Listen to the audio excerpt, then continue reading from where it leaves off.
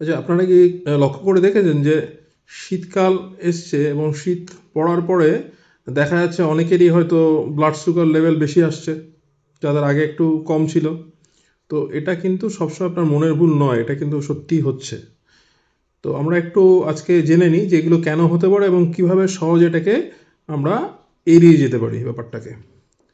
তো প্রথম কারণ হচ্ছে, শীতকালে যখন অতিরিক্ত ঠান্ডা পড়ে তখন শারীরিক অ্যাক্টিভিটি আমাদের ভীষণ কমে যায়।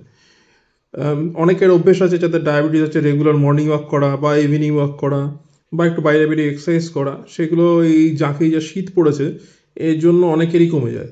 তো সেটা একটা বড় কারণ। এই শারীরিক যে ব্যায়াম বা অ্যাক্টিভিটি যেগুলো আছে সেগুলো কমে যাওয়ার জন্য সুগার লেভেল বাড়তে পারে, এটা তো প্রথম কারণ।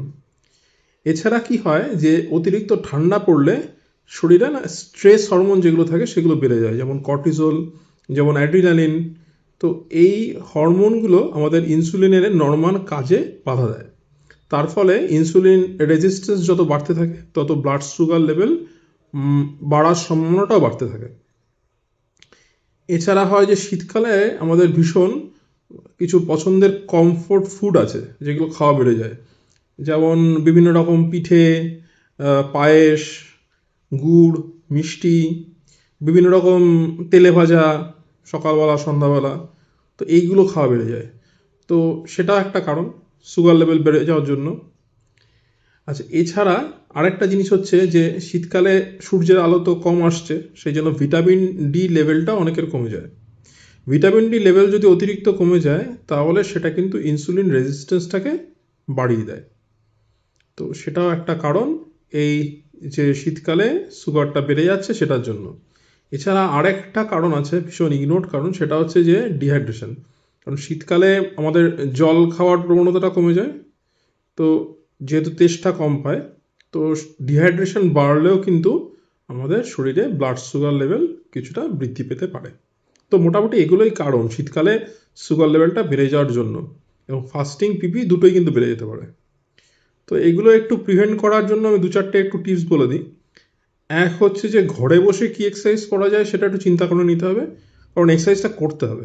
ডায়াবেটিস তো চলে যাবে না, ডায়াবেটিস একটা রোগ যেটা আছে, যার আছে তার থাকছে, তার থাকবে, তাকে এক্সারসাইজটা কিন্তু চালিয়ে যেতে হবে শীত, গ্রীষ্ম, বর্ষা। তাহলে ঘরে বসে কি এক্সারসাইজ করা যায় এগুলো একটু চিন্তা করে নিতে হবে। ঘরে বসে আপনি পাইচারি করতে পারেন, একটু ফ্রি হ্যান্ড এক্সারসাইজ করতে পারেন। সকালে 10 মিনিট, 15 মিনিট, বিকালবেলা 10 মিনিট, 15 মিনিট করে যদি আপনি করেন, সারাদিন একটা আধ ঘন্টা এক্সারসাইজ আপনার হয়ে গেল। এটা প্রথমত হেল্প করবে সুগারটা কন্ট্রোল করতে। দ্বিতীয়ত, এই যে কমফোর্ট ফুড যেগুলো আছে, এই যে অতিরিক্ত মিষ্টি খাওয়ার প্রবণতা, এটাকে একটু চেক করতে হবে। একটু সচেতনভাবে চিন্তা করতে হবে যে এটা বেশি খেলে কিন্তু আমার ব্লাড সুগার লেভেলটা বেড়ে যাবে। সুতরাং এটা অতিরিক্ত খাওয়া যাবে না। একান্ত খেতে হলে খুব কম করে চেষ্টা করতে হবে খাওয়ার। এবং ডিউরিং মিল, মানে অন্যান্য খাবারের সাথে যখন আমার খাবারের মধ্যে প্রোটিন থাকছে তখন যদি আমরা এগুলো খাই, তাহলে সুগার বাড়ার প্রবণতাটা কম থাকবে। অবশ্যই পরিমাণে কম খেতে হবে। ভিটামিন ডি লেভেলটা শীতকালে একটু চেক করে নিলে ভালো হয়। যদি কারো ভিটামিন ডি লেভেল খুব কম আসে তাহলে তার জন্য সাপ্লিমেন্টেশন আছে, সেগুলোর চেষ্টা করতে হবে করার। জলটা একটু হিসেব করেই খেতে হবে, যে সারাদিনে আমি কি অন্তত 2 লিটার জল খাচ্ছি। তো তেষ্টা পাক আর না পাক একটু সেই জলটা কিন্তু খেয়ে নিতে হবে।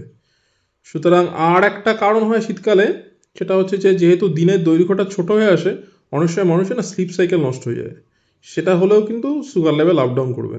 সুতরাং ওটাও একটু খেয়াল রাখতে হবে যে আমি একটা টাইম মেনটেন করবো শোয়ার, সময় মতো ঘুমিয়ে যাব, সময় মতো ঘুম থেকে উঠে যাব। তো এইগুলো যদি আমরা একটু চেক করে চলি তাহলে কিন্তু আমাদের শীতকালে যে এই সুগার লেভেল বেড়ে যাওয়ার ব্যাপারটা, সেটা কিন্তু অতটা হবে না। তাহলে আমরা শীত, গ্রীষ্ম, বর্ষা আমরা সবসময় কিন্তু একটু সুগার লেভেলটা নিয়ন্ত্রণে রাখতে পারবো। ছোট ছোট জিনিস আমরা ফলো করতেই পারি। সুতরাং এগুলো চেষ্টা করুন ফলো করার, দেখা যাক কী দাঁড়ায়।